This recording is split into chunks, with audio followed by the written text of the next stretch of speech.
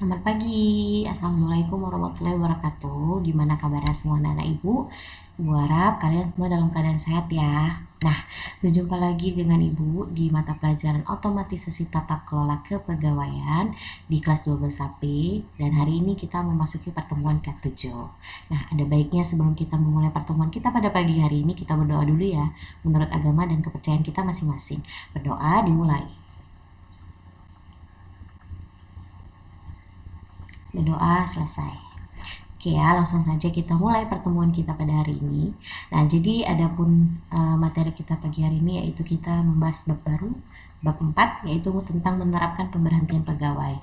Nah, kompetensi dasar dari bab ini yaitu menerapkan pemberhentian pegawai dan melakukan pemberhentian pegawai. Adapun tujuan pembelajarannya, yang pertama kamu diharapkan mampu menjelaskan pengertian pemberhentian pegawai, dan yang kedua menjelaskan landasan hukum pemberhentian pegawai. Oke, nah langsung saja kita masuk ke subbab pertama yaitu tentang pengertian pemberhentian.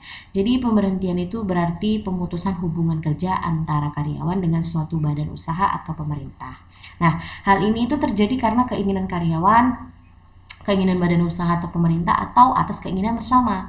Nah, pegawai tadi yaitu orang yang bekerja pada suatu kesatuan organisasi, baik sebagai pegawai tetap maupun tidak, untuk memenuhi kebutuhan hidupnya. Jadi, yang namanya pegawai itu, mau dia pegawai tetap atau tidak, itu tetap namanya pegawai.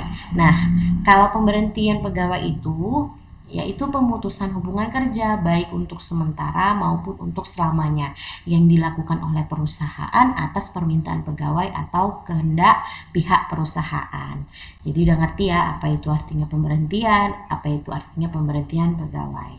Nah, selanjutnya kita masuk ke subbab B yaitu jenis-jenis pemberhentian sebagai PNS. Nah, PNS kan juga termasuk pegawai, maka pemberhentian dengan hormat sebagai PNS tadi itu meliputi yang pertama itu karena meninggal.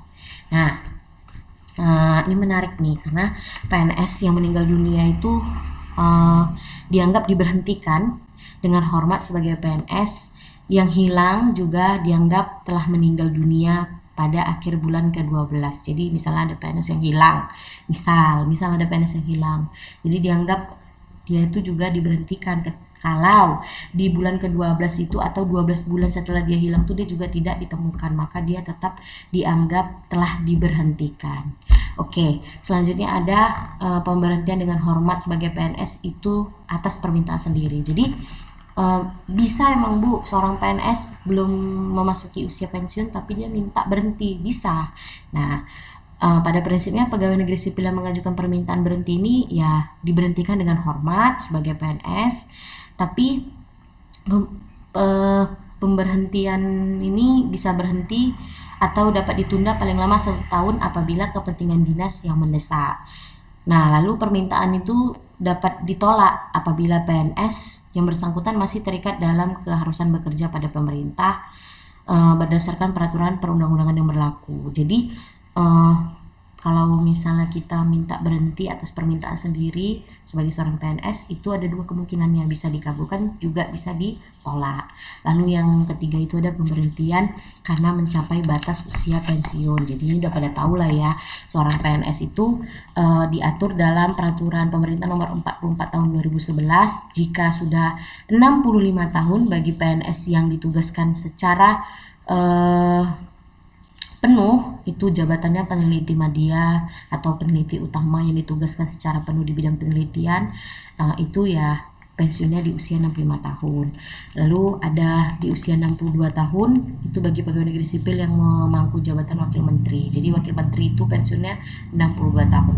Lalu yang pensiun 60 tahun itu jika dia memiliki jabatan struktural eselon 1, eselon 2, jabatan dokter, jabatan pengawas sekolah menengah atas, sekolah menengah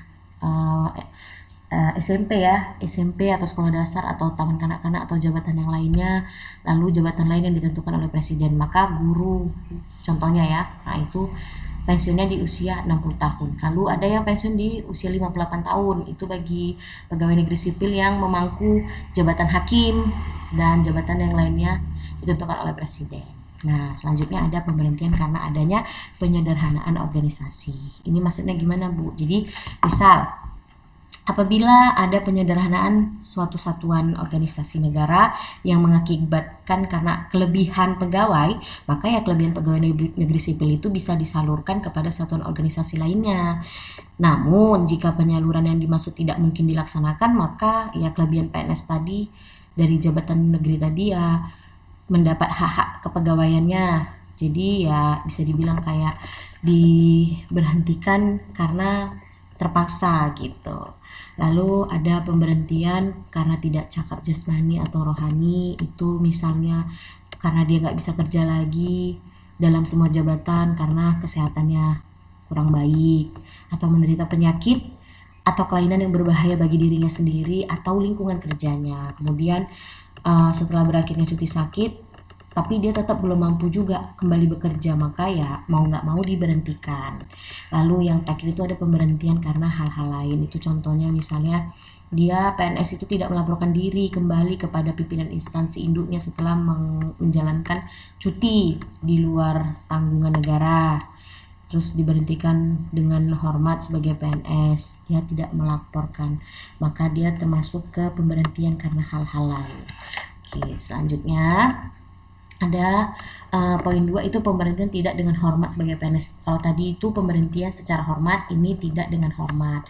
Yang pertama itu karena dia melanggar sumpah atau janji sebagai PNS. Nah, sumpah janji jabatan negeri atau peraturan disiplin PNS itu dilanggarnya, kemudian dia dihukum penjara atau kurungan berdasarkan keputusan pengadilan yang sudah mempunyai kekuatan hukum yang tetap, lalu dia melakukan usaha atau kegiatan yang bertujuan mengubah Pancasila atau Undang-Undang Dasar 1945 dan terlibat dalam pergerakan yang menentang negara atau kebijakan pemerintah. Lalu itu ada tidak masuk kerja tanpa alasan yang sah selama 46 hari atau lebih, lalu dia berusaha untuk menjadi anggota pengurus partai politik atau dia mencalonkan misalnya menjadi anggota DPR. Nggak boleh ya, jadi seorang PNS itu tidak boleh mencalonkan sebagai anggota DPR. Itu perlu dicatat ya anak ibu. Nah, itulah tadi pemberhentian tidak hormat sebagai seorang PNS.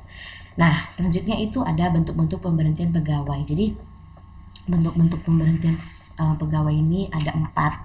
Yang pertama itu karena pensiun, jadi udah tahu semua kan pasti pensiun itu ya pemberhentian dengan hormat oleh pihak perusahaan terhadap pegawai yang usianya telah lanjut dan dianggap sudah tidak produktif lagi atau setelah usia 58 tahun, kecuali guru tadi dan instruktur. Nah, itu bisa sampai 65 tahun. Kemudian ada pemberhentian atas permintaan sendiri dari pegawai.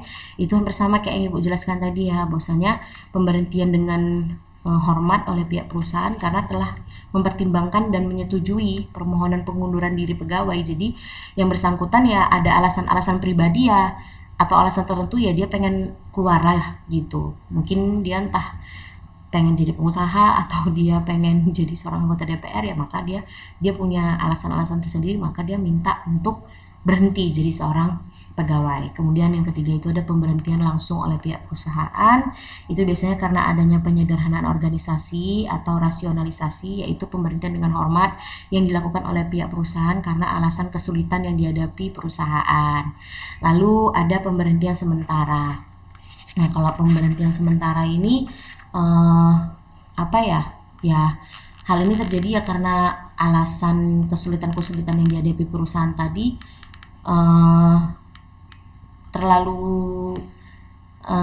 tidak terlalu lama gitu. Jadi dalam jangka waktu sebentar ya diberhentikan sementara. Nanti kalau kondisi perusahaannya itu sudah stabil atau apa, mungkin dipanggil lagi. Nah, jadi paling lambat tuh 1 bulan sebelum pemberhentian, pihak perusahaan itu ya harus memberitahu kepada pegawainya bahwasanya ya yang bersangkutan itu diberhentikan tapi hanya untuk sementara. Nanti kalau kondisi perusahaan sudah stabil, maka dia akan dipanggil kembali bekerja. Itu adalah pemberhentian sementara. Nah, jadi itu aja materi kita pada pagi hari ini. Jika ada yang kurang jelas, kamu bisa tanyakan sama Ibu melalui chat WA pribadi ya. Nah, sebelum kita mengakhiri pembelajaran kita hari ini, ada baiknya kita berdoa menurut agama dan kepercayaan kita masing-masing. Berdoa dimulai. Berdoa selesai. Oke, anak-anak Ibu, terima kasih masih tetap menonton video pembelajaran kita hari ini.